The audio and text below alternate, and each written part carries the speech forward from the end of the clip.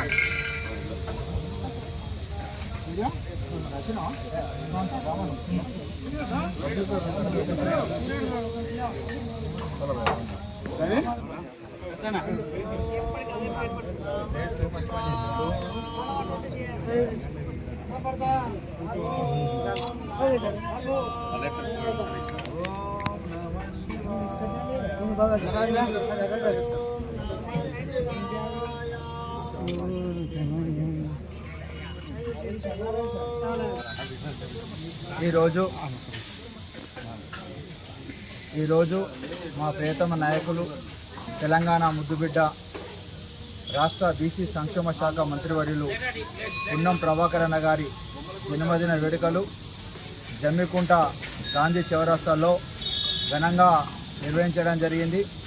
అలాగే శివాలయంలో ప్రత్యేకమైన పూజలు నిర్వహించి అన్నదాన కార్యక్రమం కూడా నిర్వహించడం జరిగింది. జమ్మికుంట పట్టణ కాంగ్రెస్ అధ్యక్షులు సుంకర్ రమేష్ గారి ఆధ్వర్యంలో ఈ కార్యక్రమాలన్నీ కూడా నిర్వహించడం జరిగింది. ఆనాడు ఈ తెలంగాణ రాష్ట్రం కోసం పార్లమెంట్లో ఎంతో గొప్పగా పోరాడి ఆంధ్ర నాయకుడు పెప్పర్ స్ప్రే దాడి కూడా ప్రభాకర్ అన్న మీద చేయడం జరిగింది. అంత కొట్లాడి ఇవాళ తెలంగాణ రాష్ట్రాన్ని సాధించుకునే పాత్ర పొన్నం ప్రభాకర్ అన్న పాత్ర ఎంతో గొప్పదని చెప్పక తప్పదు. అలాగే మొన్న బీసీ రిజర్వేషన్ల కోసం ఉద్యోగులైతేంది, విద్యార్థుల కోసం, రాజకీయ నాయకుల కోసం బీసీ రిజర్వేషన్ని పెంపు కోసమై ఢిల్లీలో సైతం ధర్నా కార్యక్రమం నిర్వహించడం జరిగింది. అసెంబ్లీలో పోరాటం చేయడం జరుగుతుంది.